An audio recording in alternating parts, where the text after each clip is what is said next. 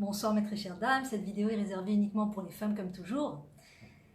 Et ce soir le titre c'est sur la demande d'une très chère femme qui m'a demandé de faire un cours sur le sommeil des enfants, sur comment amener les enfants à dormir, comment faire dormir les enfants, comment doit se passer ce moment du sommeil, ce moment où on va les accompagner pour toute la nuit, comment ça doit se passer, comment faire pour que ça se passe mieux, pour que ça se passe bien. Et quelle est vraiment la signification de ce moment pour soi et surtout pour les enfants, parce que pour les enfants c'est encore plus essentiel que nous les adultes. Nous les adultes on est arrivés à une certaine tranche d'âge où on ne réalise plus vraiment combien ce moment est crucial, le moment où on accompagne les enfants vers le sommeil. Mais c'est un moment extrêmement crucial et les enfants le ressentent fortement. Et en l'occurrence, l'atmosphère dans la maison, l'ambiance dans laquelle est maman, dans quel état d'esprit est maman au moment où on va dormir, c'est quelque chose d'essentiel qui va les suivre une bonne période de leur vie, qui va peut-être même faire qu'ils arriveront à s'endormir facilement dans la vie ou moins. On peut les aider à ce niveau-là. Et donc, comment faire ? Donc, je vais parler de l'idéal. L'idéal, quelle doit être l'ambiance, quelle est l'importance de ce moment. Et après, chacune plutôt, parce que c'est pour les femmes, mais vous pouvez tout à fait en parler à vos maris. C'est le but, c'est de partager avec votre conjoint. La question, c'est comment faire pour adapter ce que je vais dire maintenant à la famille que l'on est. Parce que chaque famille est différente. Il y a toutes sortes de configurations. Des fois, le papa est à la maison au moment où les enfants vont dormir. Des fois, le papa n'est pas à la maison. Est-ce que le papa est actif dans le fait de mettre les enfants au lit ou est-ce qu'il n'est pas actif? Il préfère s'occuper de faire autre chose, c'est pas son truc, lui, de mettre les enfants au lit. Ou bien est-ce qu'au contraire, il a la main un peu forte, comme on dit, et il arrive à mettre les enfants en 2 minutes au lit, et en 2 minutes tout le monde au lit, et en 2 minutes la porte est fermée. Donc comment rentrer dans cette configuration?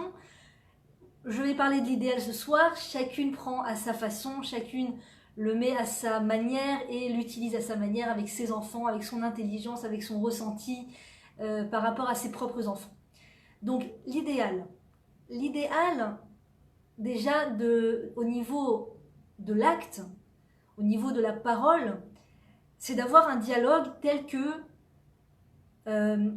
la Rabbani Dinarap appelle ça le ramassage de troupeau. Ramasser le troupeau petit à petit de ces jeux, ils sont en train de jouer, les enfants sont peut-être en train de jouer, les enfants sont peut-être en train de manger ou ils viennent de finir de manger, ils sont peut-être occupés à quelque chose. Il va falloir petit à petit amasser le troupeau et le diriger vers la chambre. Donc c'est un art avec savlanout, avec patience, s'adresser de façon d'une seule voix. Allez les chéris, c'est le moment d'aller dans la chambre. Allez mes amours, on va dans la chambre, on va monter, on va se préparer à faire dodo. Venez mes amours, c'est le moment d'y aller.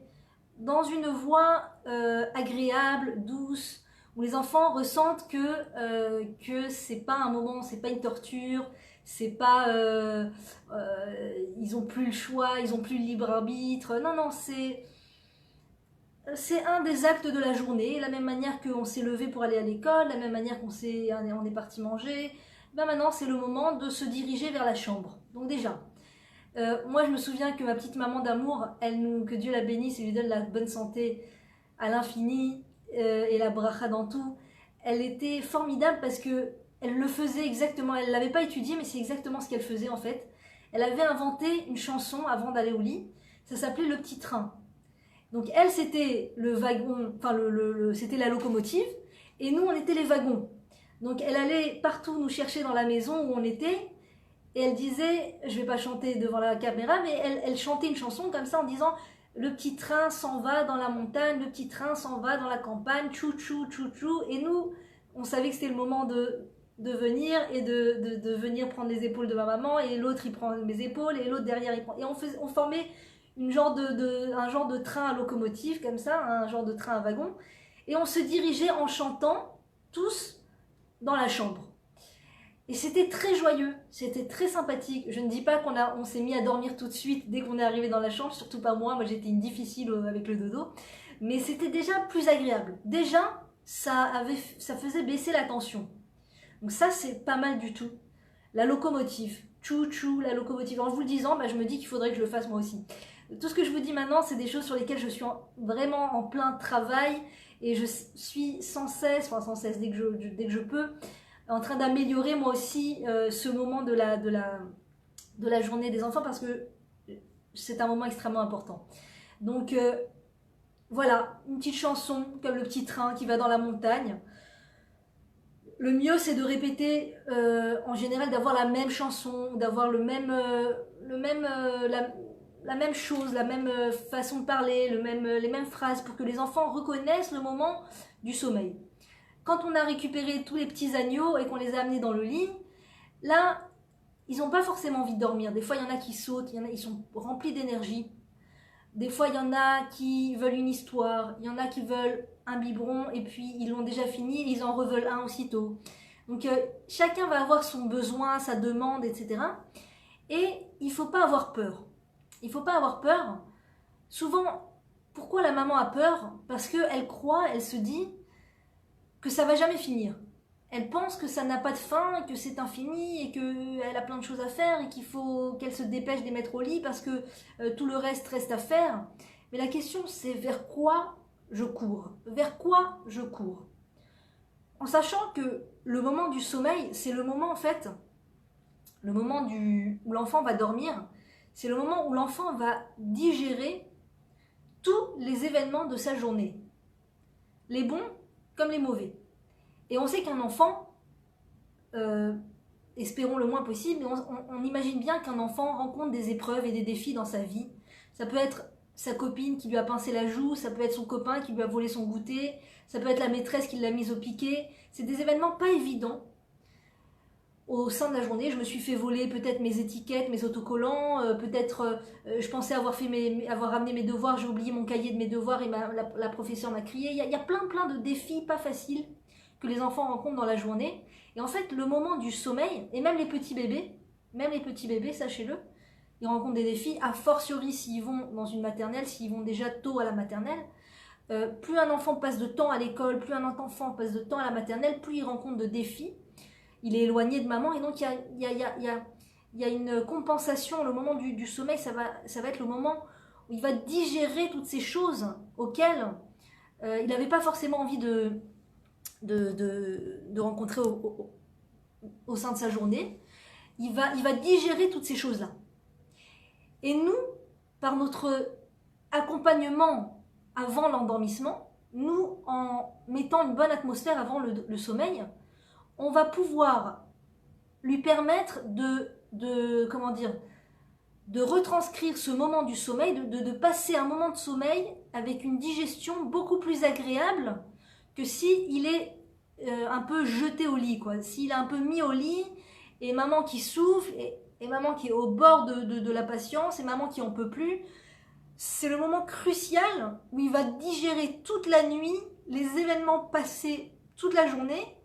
Et maman a le pouvoir, par sa présence, par son infinie patience, par son infinie réponse aux demandes des enfants, histoire, biberon, etc., va leur permettre, je dis pas infini, parce que bien sûr, on doit reprendre aussi des forces, c'est pour ça que je vous dis, ça dépend des familles et ça dépend aussi des journées.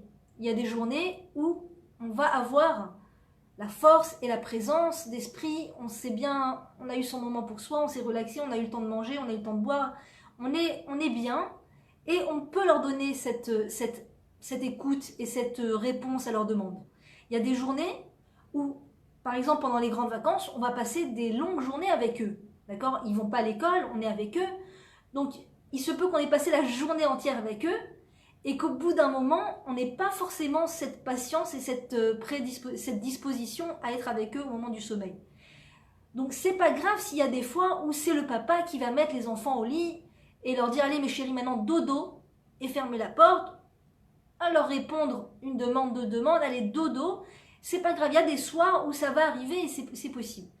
Mais il faut savoir l'idéal, il faut comprendre l'importance de ce moment et le mieux, c'est le plus possible de réaliser pour eux ce moment de bonne atmosphère, faire que ce moment soit agréable pour eux. Plus on fera de ce moment un moment agréable pour eux, et plus on leur donne d'outils pour s'en sortir dans la vie, plus on les aide à digérer tout ce qu'ils ont passé dans la journée. Donc évidemment que la période école maternelle, d'accord, je ne parle pas des grandes vacances maintenant, c'est un moment à part, la période école maternelle, évidemment que c'est la période vraiment où l'accompagnement au sommeil, avec une douceur, avec de la patience, avec des petites histoires, etc., va énormément apporter à leur bien-être, va énormément leur apporter de tranquillité, de relaxation. Vous ne pouvez pas imaginer, ces deux mondes, partir dormir comme ça, sans, comment disait PPDA, sans, je ne sais plus c'était quoi son mot, je ne sais plus, sans introduction au sommeil, c'est un autre monde complètement que de dormir avec une introduction au sommeil où maman nous accompagne avec une voix paisible. Elle ne souffle pas quand on lui demande des choses, elle est là. Et le meilleur moyen pour pouvoir être là, Béhémeth, c'est d'arrêter de se dire que je cours après quelque chose, qu'il y a quelque chose de plus important que ce moment-là. Et quand j'ai compris que cette imagination qui me dit « Allez, vite au lit, vite qu'il dorme parce que t'as ça et ça et ça à faire », c'est bien que je mette à plat, c'est quoi ces fameuses choses qui me font courir et qui me font parfois rater ce moment, manquer de patience pour courir après ces choses. C'est quoi ces fameuses choses? Alors des fois ça peut être la vaisselle, le ménage, ça c'est des choses qui peuvent attendre, d'accord? Tous les soirs il y a le ménage, tous les soirs il y a la vaisselle.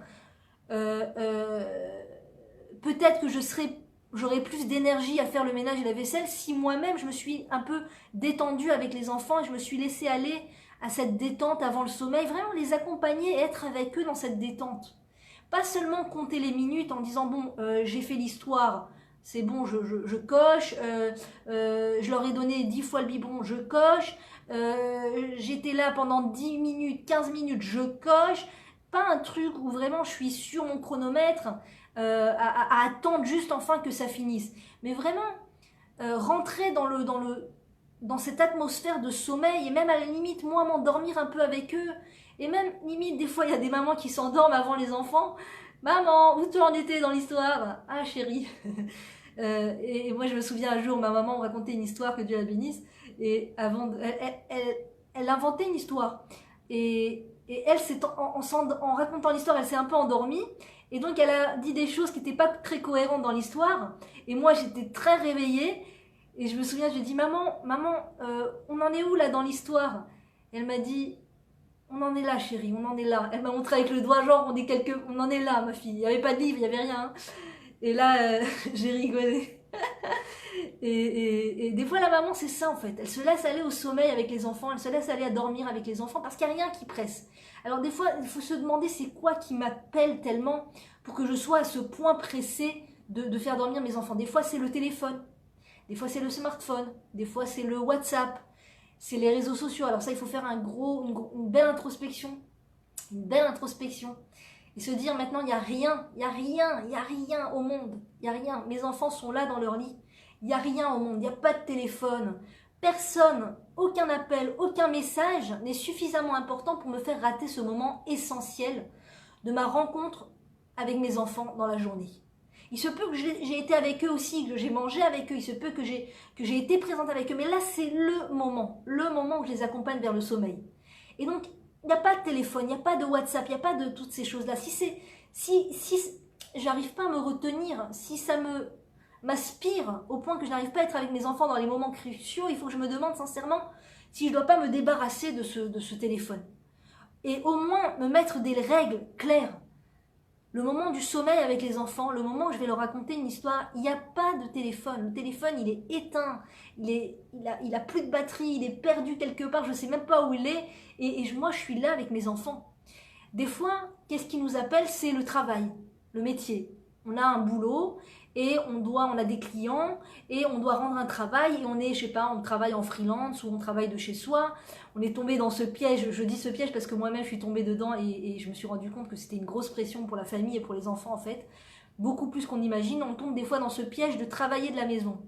Et travailler de la maison, des fois, ça fait que, au final, au lieu d'avoir ses horaires au travail, déjà de travailler, c'est en soi, il faut se poser les bonnes questions, combien d'heures, pour quelles raisons, etc. Mais travailler à la maison, en vérité, des fois, très souvent, ça a tendance à déborder. Et du coup, je me retrouve à travailler le matin, à travailler l'après-midi, à travailler le soir, et à travailler dès que j'ai du temps, et en fait, tout mon temps libre va vers le travail, et du coup, ça fait que ce moment de sommeil avec les enfants où je dois les accompagner, je vais avoir l'esprit qui n'est pas tranquille, en me disant, il faut que je fasse avancer le boulot, je dois rendre un boulot aux clients, j'ai des clients, ils doivent venir à la maison, ils doivent récupérer le boulot, il faut que je me dépêche, et on saute ce moment crucial. Et ça fait que des fois, même quand on n'aura pas de travail à la maison, on va prendre l'habitude de faire sauter ce moment crucial, et du coup, ou alors on va le voir comme un fardeau, et du coup, chaque soir, même s'il n'y a pas de travail des fois, on va sauter le moment du sommeil, on va sauter cette rencontre, ou alors on va le voir comme un fardeau. Et c'est dommage, c'est vraiment dommage. Il faut vraiment se poser des questions. Pourquoi, de quoi je suis prisonnière? Vers quoi je cours? Qu'est-ce qui m'enchaîne? Qu'est-ce qui m'enchaîne au point de m'empêcher de passer ce moment de détente avec mes enfants? Et si on arrive à être là pour nos enfants avant de dormir, très souvent, ce moment avant le sommeil, pour un peu qu'on caresse les cheveux de notre enfant, qu'on a mis sa tête sur nos genoux, qu'on le prenne dans nos bras et qu'on lui caresse le dos, c'est là où les langues se délient. C'est là où les enfants se mettent à parler et se mettent à raconter. Et si jamais, que Dieu préserve, il y a quelque chose dans la vie de mon enfant, si jamais il y a quelque chose qui le taraude, c'est le moment le plus efficace pour l'aider à ouvrir son cœur. Pas tirer les vers du nez, mais l'aider lui-même. S'il a quelque chose sur le cœur, c'est le moment où il va sortir une phrase, dire un mot, dire quelque chose qui peut être un indice pour la maman, où elle peut voir, peut-être il y a quelqu'un de violent avec lui à l'école, peut-être il y a quelqu'un qui l'embête sans arrêt, peut-être il est tourmenté par quelque chose. Et c'est le meilleur moment avant le sommeil. Des fois, quand les enfants rentrent de l'école, on veut savoir qu'est-ce qu'ils ont passé, comment ça va, comment c'était à l'école, tout ça. Mais l'enfant n'est pas forcément disposé, il va répondre. Et c'est bien d'ailleurs de lui demander comment ça va et comment ça s'est passé à l'école, c'est très bien. Mais c'est pas forcément le moment où il va ouvrir son cœur. Même s'il a vécu des choses pas simples, en espérant que ça soit pas le cas. Mais le moment avant le sommeil, c'est le moment où l'enfant, si on arrive vraiment à faire ce travail de détente et de se détendre avec lui et de le détendre, sans compter les minutes au chronomètre, parce que ça, ils le ressentent, ils vont ouvrir le cœur. Même nous, en tant qu'adultes, surtout nous en tant qu'adultes, je ne sais pas si vous avez remarqué, mais on arrive plus souvent à ouvrir son cœur quand tu sens que la personne en face de toi est ouverte à t'écouter, n'est pas pressée. T'imagines, tu parles à quelqu'un et te dit ouais attends, j'ai pas beaucoup de temps, donc vas-y parle vite. Non rien, ça va, je voulais juste savoir si tu vas bien. Ah ça va, salut. Quand la personne n'a pas le temps, on n'a pas le cœur qui s'ouvre, on n'a pas la disponibilité, la disposition à ouvrir son cœur. Et les enfants, c'est pareil. Quand ils sentent que maman court vers quelque chose, que maman court vers autre chose, même si elle ne le dit pas, même si elle le fait pas ressentir, mais ils ressentent les choses. Comme l'électricité qui passe entre les murs et qui arrive jusqu'à mon ampoule. D'accord ? Je ne saurais pas expliquer comment l'électricité passe, mais elle passe. De la même manière, quand maman est pressée, les enfants ressentent ces choses-là. Ressentent que maman est pressée. Donc des fois, c'est courir vers la télé, vers mon feuilleton. J'ai mon feuilleton qui va commencer, la télé, le repassage qui m'attend, j'ai ça. Et c'est dommage. C'est vraiment dommage parce que toutes ces choses inutiles et qui nous font du mal même, vont nous voler cet instant le plus constructif avec mon enfant. Et si j'arrive à faire ce moment de détente, d'atmosphère, de lâcher prise sur la montre et sur les choses qui me restent à faire et ce que j'avais envie de faire, eh bien, je vais éviter, Bezrat Hachem, à mes enfants de devoir aller consulter des psychologues à un moment dans leur vie. Je vais peut-être, même certainement, leur éviter de devoir aller chercher des thérapeutes et des psychologues parce que il y avait toujours ce moment, ou le plus souvent possible, ce moment avant le sommeil où maman nous a aidés à faire le passage, créer ce passage entre la journée où on est bien éveillé et le sommeil où on va digérer toute notre journée. Maman a réussi à faire ce passage, à créer ce pont avec disponibilité et patience autant que possible. On peut essayer des fois de mettre un peu de musique. Moi, je ne mets pas de musique le soir aux enfants spécialement, mais on peut essayer. Pourquoi pas, c'est une bonne chose. Moi, je me souviens que ma maman, quand je galérais tellement à dormir la nuit, qu'il y avait un moment où elle m'avait mis une musique, ça s'appelait Trio Esperanza. Je ne dis pas qu'il faut faire écouter ça à nos enfants, je ne l'ai pas écouté depuis des années d'ailleurs. Mais c'était des Espagnols comme ça qui chantaient, 3 sœurs je crois, qui chantaient a cappella. Et cette musique qui revenait tous les soirs, ma maman me permettait de dormir dans son lit parce que vraiment j'avais des problèmes de sommeil. Et cette musique qui se répétait tous les soirs, et j'étais dans le lit de maman et de papa, ça me confortait. Ça me permettait de me détendre. Et quand ma maman était là et qu'elle arrivait et qu'elle me caressait les cheveux, alors là, c'était magique. C'était magique. J'essaye de me remémorer ces moments pour moi-même comprendre ce que ça fait aux enfants quand on leur caresse les cheveux. Nous, on s'en rend pas compte.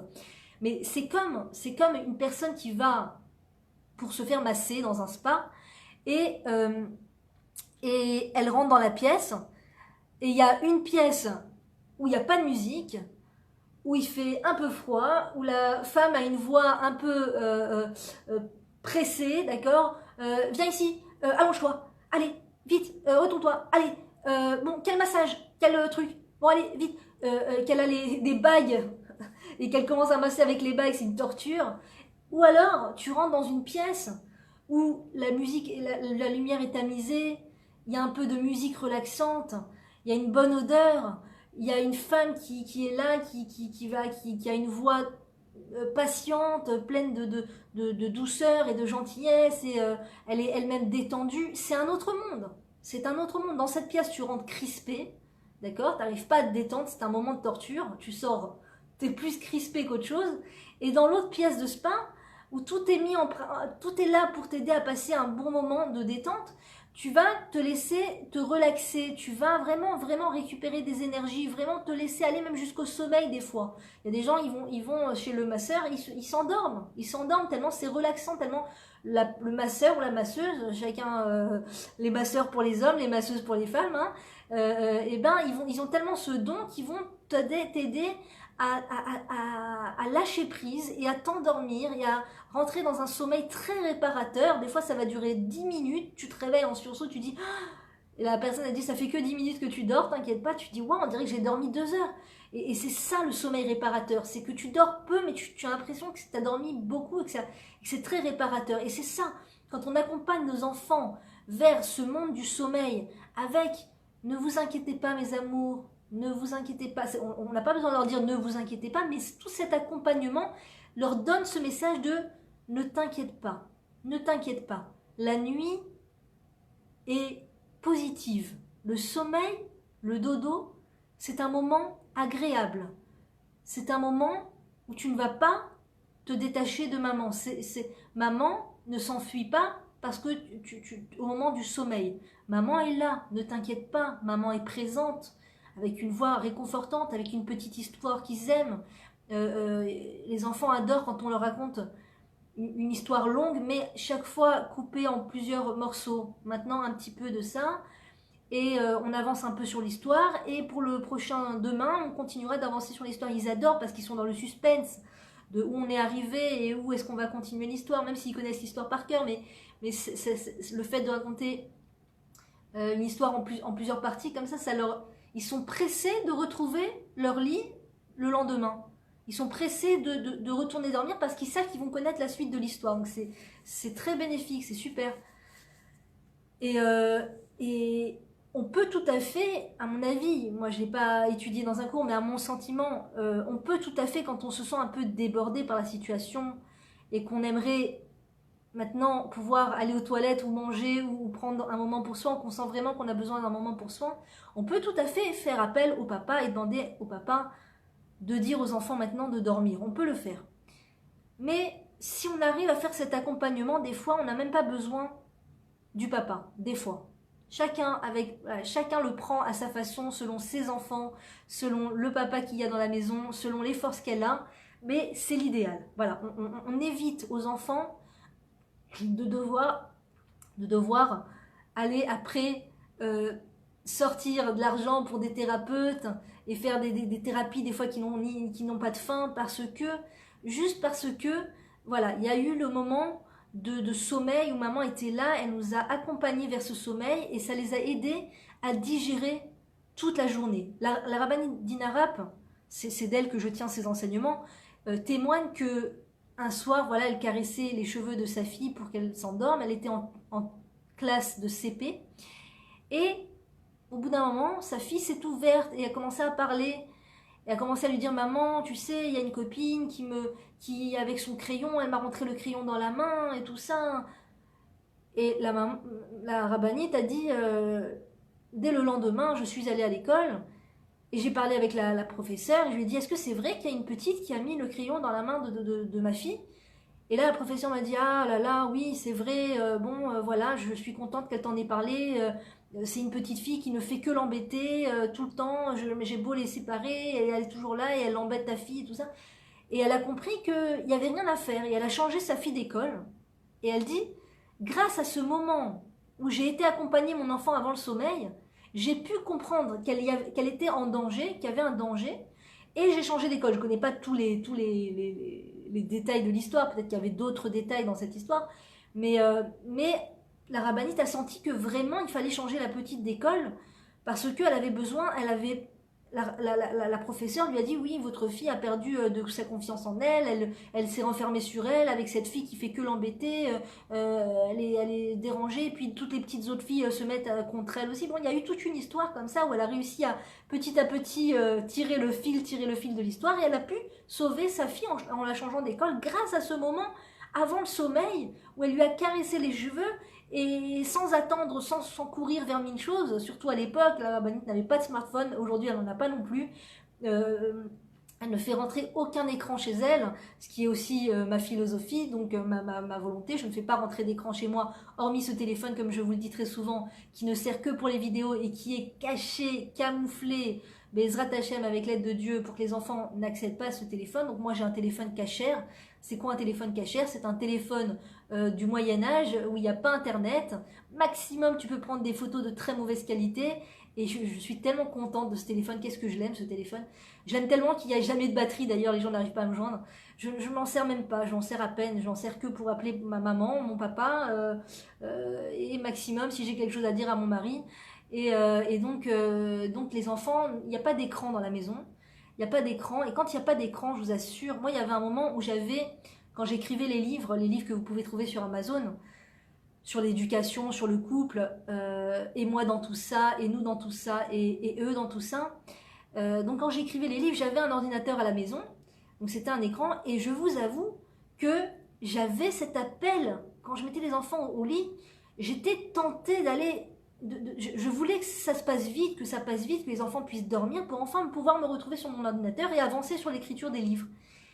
Et dès que j'ai terminé les livres, les enfants ont voulu de temps en temps commencer à regarder des dessins animés et tout. Et là, j'ai dit à mon mari, ça y est, regarde, j'ai fini l'écriture des livres, je n'ai plus besoin de cet ordinateur, je t'en supplie, sors-le-moi de la maison. Et du coup, quand l'ordinateur est sorti de la maison, je me suis sentie beaucoup plus détendue, beaucoup moins appelée par quelque chose d'extérieur. J'avais l'esprit beaucoup plus présent à être avec mes enfants pour les accompagner dans ce moment de sommeil, en fait. Et à l'époque où je courais, par exemple, la période où je travaillais, où j'étais architecte, dans un ancien Gilgoul, dans une vie ancienne, quand je travaillais, donc je travaillais à l'extérieur de la maison, et puis je travaillais aussi à la maison. Hein, architecture, c'est le métier que tu peux faire partout, tu as ton ordinateur, tu avances de n'importe où. Donc je travaillais dès que j'avais du temps libre, et ça a été la période la plus, je me souviens, le plus, il y avait le plus de pression dans ma vie. Et c'était le moment où vraiment, vraiment, quand les enfants ne dormaient pas, ça me pesait. Ça me pesait si je leur faisais le schéma Israël et qu'ils s'endormaient pas tout de suite comme un robot sur lequel tu appuies on-off, dodo, réveille-toi. S'ils s'endormaient pas tout de suite après le schéma Israël, j'avais le sentiment que c'était un poids, que c'était oh là là, ah, il va me rester moins de temps pour avancer sur mon travail, oh il va me rester moins de temps, et le temps, et le temps, et le temps. Quand j'ai arrêté de travailler, Dieu merci, c'est toute une histoire en soi. Vous pouvez trouver l'histoire de mon témoignage de comment j'ai arrêté de travailler sur la page, sur ma page. Et quand j'ai arrêté de travailler, Dieu merci, ça a été une pression qui est sortie de mes épaules, qui s'est enlevée de mes épaules, qui s'est enlevée de la maison. Et tout d'un coup, je retrouvais ma disponibilité à les mettre au lit, à leur donner ce qu'ils avaient besoin, à les écouter. Et ça arrive des fois que je mette mes enfants au lit et je me dis, je reste avec eux, je reste avec eux, je reste avec eux. Et je me dis, quand ils dormiront, voilà, mon mari n'est pas là par exemple, quand ils dormiront, je ferai une vidéo, d'accord? Et je sors dans l'idée de faire une vidéo. Et là, mon enfant, par exemple, mon grand me rappelle, maman, maman, maman, maman, maman, je retourne dans la chambre, qu'est-ce qu'il y a mon chéri? J'ai pas envie de dormir maintenant, tu veux te lever, tu veux lire un peu le livre? Non, je veux rester dans le lit, mais je veux pas dormir tout de suite. Alors d'accord mon chéri, reste dans ton lit. Et je sors de la chambre, je vais dans l'idée de faire ma vidéo. Maman, maman, maman, maman. Et là je me dis, Livien, ce soir, il n'y aura peut-être pas de vidéo. Il n'y aura peut-être pas de vidéo. Ce que ton enfant te demande, ce qu'il a besoin, donne-lui maintenant. Donne-lui. Propose-lui le cœur, la main sur le cœur. Qu'est-ce qu'il a envie? De quoi qu'est-ce qu'il veut? Pas, ne sois pas radine. Lis ton livre et voilà, et c'est bon. Lis ton livre de ton côté pour que je puisse aller vaquer à mes affaires. Lui proposer vraiment, est-ce que tu veux que je vienne dans ton lit avec toi, mon chéri? Que je te lise un livre, qu'on fasse un câlin, que je te chante une chanson, que je... Il est grand, hein, il a 10 ans, mais il a peut-être besoin de ça. Il a peut-être besoin de ça. Et donc, c'est ce que je lui ai fait. Je lui ai dit, mon chéri, qu'est-ce que tu veux que je vienne dans ton lit? Oui, maman, que tu viennes dans mon lit, que tu me lises un livre. D'accord. Et là, j'ai dit, oublie, le monde n'existe plus. Je vais lui lire le livre jusqu'à que lui-même me dise, c'est tout, maman. Jusqu'à que lui, pas cet état d'esprit de pourvu qu'il lâche l'affaire, pourvu qu'il s'endorme, pourvu qu'il me laisse sortir de la chambre, pourvu. Vous savez, quand on vaque à ses affaires comme ça, quand on veut vaquer à ses occupations, mais quelles occupations au final? Quelles occupations sont plus importantes que nos enfants? Et un jour, quelqu'un a témoigné comme ça, il a dit que sa maman s'était occupée des enfants, elle les avait habillés le matin, elle les avait envoyés vers les bus pour aller à l'école et tout. Tous les enfants étaient partis, la maman était enfin rentrée chez elle, et elle s'est dit, bon, bah enfin je vais pouvoir... j'ai entendu l'histoire de la part de la maman et de la part de l'enfant. Chacun a vu la chose différemment. Et la maman s'est dit, voilà, je vais enfin... Ça y est, tous les enfants sont sortis de la maison, je vais enfin pouvoir faire ce que je voulais faire. Je voulais mettre un peu d'ordre là, j'avais envie de cuisiner pour la fête qui arrive. Elle avait tout un plan dans sa tête et tout. Et entre-temps, le fils s'est rendu compte qu'il avait oublié son sac à dos à la maison. Et je sais pas comment, il s'est rendu compte que peut-être qu'en fait il avait pas cours. Et donc il a fait le chemin inverse, il est revenu en bus. Et une demi-heure, 3/4 d'heure plus tard, il a débarqué chez lui à la maison au moment où sa maman ne s'y attendait pas du tout. Et en rentrant, sa maman a fait une tête, mais défaite. Et elle lui a dit, t'es pas à l'école? Et là, l'enfant lui a dit, maman, c'est ça l'effet que ça te fait quand je rentre à la maison. C'est ça, c'est cache ta joie, maman, hein, cache ta joie. Et là, la maman a raconté et a dit, c'est vrai que le pauvre, il a dû ressentir que tout sauf ça, quoi. Soyez à l'école et laissez-moi faire ce que j'ai à faire. Et l'enfant raconte qu'il a ressenti ça. Il a ressenti que on n'est pas les bienvenus, quoi, dans le plan dans le déroulement de plan de maman. Et en fait, c'est ça, en fait. Je pense que le travail, c'est de faire un lâcher prise, de se dire, si j'ai du temps devant moi, si Dieu fait en sorte que les enfants vont dormir rapidement, que les enfants ne sont pas à la maison que ça, c'est le signe que je dois faire telle et telle chose. Mais si les enfants arrivent, c'est le signe que je dois laisser ces choses de côté. C'est le signe que je dois être maintenant avec eux. S'ils ne demandent pas ma présence, ils s'occupent tout seuls, que voilà, il demande pas après moi, je veux commencer à cuisiner un peu, il n'y a aucun problème. Ils s'endorment tout seuls, il n'y a aucun problème. Je veux cuisiner, je veux faire le pain pour Shabbat, il n'y a aucun problème. Mais avoir un état d'esprit de lâcher prise au cas où mes enfants m'appellent. Si, il y a une phrase très importante que la rabbinite Dinarap nous répète et nous répète sans cesse, Achai kodem ladomem. Le vivant passe avant l'objet. Ça veut dire que mes vidéos, c'est l'objet, c'est des objets. Le téléphone, c'est l'objet. Le travail, c'est un objet. Le balai, c'est un objet. La cuisine, c'est un objet. Les enfants, c'est des vivants. Et ils passent toujours, c'est l'ordre. Ils passent toujours avant les objets. Donc, il faut que je fasse ce switch dans ma tête. Et je dis pas que c'est facile. Je dis pas que c'est facile. Surtout les premières années, je dis pas que c'est facile. Mais avec le temps et avec les exercices que le Créateur nous envoie, Dieu merci, et bien petit à petit, je vais faire ce lâcher prise où si mon enfant pleure et se réveille maintenant, c'est que c'est pas le moment pour moi d'aller voir une série, c'est que c'est pas le moment pour moi de me mettre à faire la cuisine, c'est que c'est le moment de passer un moment de détente avec lui. Ah, mais comment on va faire si on n'a pas la cuisine, s'il n'y a pas à manger? Et s'il n'y a pas à manger, comment on fait? Et bien si au final j'ai pas réussi à cuisiner parce que mon enfant m'a demandé beaucoup de ma présence, eh ben on va commander, c'est pas grave, c'est pas la fin du monde. On va acheter tout prêt, c'est pas la fin du monde. Oui, mais j'ai fait des grosses courses, j'avais prévu de cuisiner, eh ben je congèle et je passe un moment avec mon enfant. C'est l'essentiel, c'est vraiment le principal. Et maximum on se commande une pizza, maximum on se fait il reste de la challah Shabbat, je me fais un sandwich avec. Maximum, on n'est pas obligé de faire des trucs et tout. Des fois, on prévoit des choses et j'avais prévu de sortir et d'aller là-bas. Une fois, une femme qui raconte, on avait fait une séance de psychothérapie comme ça, un cours de psychothérapie.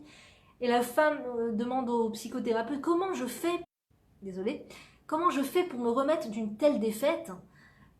J'avais prévu, ça fait une semaine que ma copine me parle une super soirée avec les meilleures chanteuses et les meilleures rabbinites et les meilleurs et un truc de fou et tout. Ça fait des jours et des jours que j'ai prévu d'y aller et mon enfant, mon bébé, c'était un tout petit bébé qui venait de naître d'ailleurs, était malade et il m'a pas laissé sortir, j'ai pas pu sortir, il avait de la fièvre, j'étais obligée de rester avec lui. J'ai raté cette soirée incroyable, j'ai raté cette soirée, j'avais trop envie d'y aller et tout. Le lendemain, j'étais défaite, j'étais impossible de m'en remettre. Comment on fait pour se remettre d'une telle chose inattendue? Et c'est ça la vie, c'est ça la vie, c'est ça les exercices qu'Hachem nous envoie. C'est, t'as prévu, comme on dit, on fait des plans et Hachem, il rigole de nos plans. On fait des plans et au final, tout est entre les mains d'Hachem. Nous, on a prévu que le mariage il se passe comme ça, que la soirée elle se passe comme ça, que la bar mitzvah se passe comme ça, que les invités ils viennent telle heure, tel jour, à autant de personnes, et finalement il y a moins, finalement il y a plus. On fait des plans et au final c'est entre les mains d'Hachem. Et l'exercice de la maman, c'est de mettre en ordre son échelle de priorité. Mon échelle de priorité, c'est mes enfants. De quoi a besoin mon enfant en ce moment, dans cette période? Il a besoin que je l'accompagne pour dormir. Donc, est-ce que c'est une période où je vais souvent sortir de la maison? Non. Est-ce que c'est une période où je vais faire des choses pour moi? Pas forcément. Oui, viendra l'heure où Hachem va me donner un moment comme ça pour moi, où j'aurai une heure pour moi, et c'est le moment de s'en servir pour soi, et de ne pas aller faire des choses qu'on m'a pas demandé de faire, plein de choses, tout ça, oui, mais après j'ai fait ça, et j'ai rangé, j'ai pas eu le temps une seconde pour moi. C'est à nous de décider si on veut prendre ce temps que Dieu nous donne pour soi, ou si on va faire des choses que personne nous a demandé de faire. D'accord? Donc oui, Hachem, il nous envoie des moments, il est bon Hachem, il nous envoie des moments où on est censé recharger ses batteries. Mais savoir quelles sont les choses essentielles. Mon enfant a besoin de moi pour l'accompagner vers le sommeil. Mon enfant a besoin de moi pour l'écouter parler. Mon enfant va m'appeler dans la nuit, il va peut-être se réveiller dans la nuit. Ça ne doit pas être un fardeau, ça ne doit pas être la mauvaise nouvelle. Oh, il s'est réveillé, non, il s'est réveillé. Ça ne doit pas être une mauvaise nouvelle pour la maman. Je sais qu'au début, c'est pas évident. Au début, on n'a pas l'habitude de s'occuper d'autrui à part soi-même. Donc on n'a pas l'habitude qu'un enfant se lève la nuit, qui nous demande de notre présence et tout. On est habitué à soi-même, à se donner à soi, à avoir des moments pour soi, moi. Et du coup, c'est vrai qu'au début, des fois, en fonction de sa personnalité et tout, on a du mal au début, on a du mal à se faire au fait que mon enfant va pleurer, mon enfant va demander ma présence, mon enfant a besoin de moi. Mais il faut savoir que plus je lui donne de ma présence et plus je lui rends service, plus je l'aide à se construire, d'un. De deux, je me construis dans le sens où je suis en train de devenir moins égoïste, je suis en train de m'ouvrir vers autrui en mouvant vers mon enfant d'abord, d'accord. On ne doit pas maintenant aller s'ouvrir vers toute la planète pour sortir de notre égoïsme, d'accord. La période des enfants, c'est la période où je m'ouvre à mes enfants. Alors, des fois, les gens disent, mais quand ils entendent ça, ils disent, mais quoi, mais alors, il n'y a que les enfants, il n'y a que la famille, alors les autres, on ne donne pas aux autres, on ne fait pas de recette à côté. Il y a des périodes où il faut faire appel à ce qui s'appelle sa gvoura. Sa gvoura, c'est sa force, son courage, être forte. Maintenant, j'ai envie de donner à plein de personnes. Ah, viens, on va distribuer des flyers pour faire venir le Mashiach, viens de telle heure à telle heure. J'ai des enfants en bas âge, c'est pas honnête, c'est pas juste de partir de la maison maintenant à telle heure où ils ont tellement besoin de moi pour aller faire des choses qui, oui, extérieurement paraissent formidables, très constructives, c'est bien pour les filles qui n'ont pas d'enfants, pour les filles qui ont déjà fait grandir les enfants et que les enfants ne sont plus à la maison. C'est vraiment la période pour le faire. Mais quand la femme a les enfants en bas âge, a les enfants qui sont jeunes, ils ont besoin d'aide. Ils ont besoin d'aide. Et donc, il faut compter, peser ses sorties, peser ses démarches extérieures à l'extérieur, peser les actions qu'on fait pour soi-même au shekel proche, au shekel près, au centime près. Ça ne doit pas être un moulin à vent, la maison. La maman ne doit pas sortir comme ça. Elle doit sortir. Il y a des moments où elle doit sortir. Il y a des moments où c'est très important qu'elle sorte. Comme par exemple, là, on sort de Shabbat plus les fêtes. C'est important, la maman a besoin de respirer, la maman doit faire des choses qui lui font du bien, qui lui apportent de la joie, qui lui apportent de la force pour pouvoir justement revenir vers la maison et continuer à donner, c'est-à-dire prendre pour donner. Ça, c'est intelligent. Mais des fois, on est dans une dynamique où nos forces sont éparpillées, on donne par-ci, on donne par-là, on donne ça, on fait énormément là, on fait énormément ça, on se prononce pour ça, on se propose d'aider pour ça et tout ça, et on a oublié qu'il y a des enfants à la maison qui ont extrêmement besoin de moi, et si je crois que ce moment du sommeil, c'est pas un moment important, je peux faire autre chose, ils peuvent s'endormir tout seuls, si je crois qu'ils n'ont pas besoin de moi pour manger le repas du soir, d'ailleurs ça a été vraiment, ils ont fait comment dire, des recherches dessus, que les enfants dont la maman était présente au moment du repas le soir sont beaucoup moins tombés dans la comment ça s'appelle, la délinquance. Il y a les enfants qui ont eu maman le soir au moment du repas, ça ne veut pas dire que je suis obligée je dois manger avec eux. C'est vrai que il y a du bruit, les enfants salissent et tout. C'est pas le moment où je vais manger, mais je suis avec eux à table. Eh bien, il y a beaucoup moins de délinquance chez les enfants où il y avait maman à table avec eux. Donc, des fois, nous, on fait le repas, c'est bon, j'ai fait le repas, je coche, allez manger, et je vaque à mes occupations. Et en fait, non, c'est un moment où ils grandissent par la nourriture qu'ils ingèrent et ils grandissent par la présence de maman. Et ils grandissent par le toucher de maman, ils grandissent par la voix de maman, ils grandissent grâce à la patience de maman. C'est pas que la nourriture, c'est aussi la nourriture, aussi la patience, aussi la présence, tous ces engrais, toutes ces choses qui viennent faire pousser l'enfant et lui donner des forces, de la batterie. Donc c'est vrai que pour la maman, des fois, c'est un sacrifice quelque part. Sacrifier ses propres volontés, sacrifier son temps, sacrifier ses séries. Mais d'abord, c'est pour son plus grand bien. Son plus grand bien. Les enfants, en vérité, en lui demandant sa présence, l'aide à sortir de toutes ces prisons et de toutes ces chaînes qui l'enchaînent et qui ne lui servent à rien. Comme le smartphone, on va voir des vidéos sans cesse, sans s'arrêter. Les femmes qui ne sont pas dérangées par des enfants et qui peuvent vaquer à leur loisir, aujourd'hui, je peux vous assurer que les gens se perdent avec le nombre de vidéos qu'il y a sur Internet et le nombre de choses et de choses qu'on reçoit, et cette vidéo, et ça, et partage, et tout. Les gens sont perdus. Si ce n'est pas les enfants qui viennent réclamer notre demande, notre présence, on est prisonnier. Je vous assure, on est prisonnier. On est prisonnier. Prisonnier. Dernièrement, il y a quelqu'un on m'a montré une vidéo, on m'a dit, Regarde cette fille sur YouTube, elle fait des milliers de vues, des millions de vues, je sais pas combien. Et regarde cette fille comme elle est belle, regarde comme elle est belle, regarde elle est super organisée, elle fait des repas super diététiques, et regarde comment elle fait du sport et tout, la routine, machin, regarde et tout. Et je regarde cette vidéo et en effet, la personne est très équilibrée, elle mange équilibré, c'est très important de manger équilibré d'ailleurs, elle fait du sport et tout, mais la personne n'a pas d'enfant. Et elle est peut-être pas mariée d'ailleurs, je sais pas, elle a un certain âge et donc bon, tout va autour d'elle-même quoi. Et à un moment dans les questions des fans, des gens, il y a une fan qui lui pose la question: ah, t'es trop belle, je t'adore et tout, vegan, génial, t'es super vegan, c'est trop bien et tout. Dis-moi, j'aimerais savoir si jamais, si lorsque tu auras un enfant, est-ce que tu voudrais que ton enfant aussi soit vegan?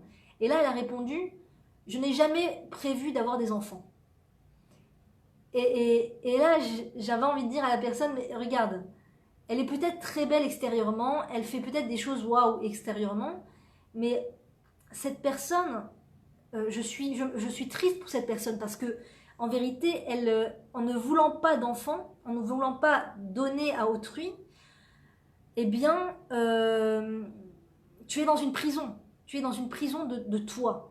De toi, de tes petites recettes, de ton petit repas. Tu cuisines pour toi. Tu fais du sport pour toi. Tu sors marcher dehors pour toi. Tu fais des masques sur tes cheveux pour toi. Tu fais des vidéos pour toi. Tout pour toi, pour toi, pour toi. Et au final, ça ne fait pas de bien à la personne. En vérité, la personne va avoir beaucoup plus une tendance à être esclave d'eux, esclave des messages des gens, esclave des likes des gens, esclave de ses vidéos, esclave de son poids, esclave de ses achats et des produits très raffinés qu'elle va chercher je sais pas où et tout ça. Esclave de tout ça, c'est un esclavage. C'est un esclavage. La vraie vie commence avec les enfants. Je ne dis pas ça pour les gens qui n'ont pas d'enfants, que Dieu préserve. Les enfants les gens qui attendent d'avoir un enfant, mais que ça ne vient pas encore. D'abord, je prie de tout mon cœur que ça puisse venir, Bezrat Hachem. Mais s'ils sont dans une démarche de vouloir avoir des enfants, mais que ça ne vient pas, c'est que c'est la volonté d'Hachem. C'est la volonté d'Hachem. C'est qu'il y a apparemment une période pendant laquelle ils doivent se construire d'une autre façon, d'une autre manière, qu'en ayant des enfants. Mais ils ont une volonté d'avoir des enfants. C'est un autre monde, c'est autre chose.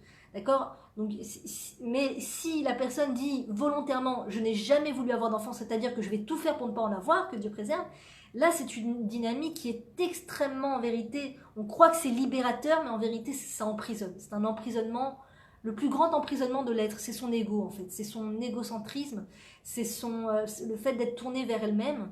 Et du coup on a plus de tendance à être down, on a plus de tendance, il faut faire tout le temps des choses, sortir, faire des choses waouh pour se sentir vivre en vérité. Alors que les enfants, tu fais pas grand chose, mais ils te demandent tellement de ta présence et de donner de toi que ça te permet d'être dans une dynamique de faire, d'agir, d'action qui va t'aider à ne pas te laisser aller vers le bas et à ne pas te laisser aller vers oh j'ai pas eu tant de likes, oh là là ça a raté mon truc, oh là là j'ai pas eu ce projet, oh là là. C'est moins, les défaites sont prises avec plus de recul parce que attends, ok, j'ai pas réussi sur ça, ok, j'ai raté sur ça, mais j'ai des enfants, ok, j'ai des enfants, ils ont besoin d'une maman avec le sourire, en bonne santé morale.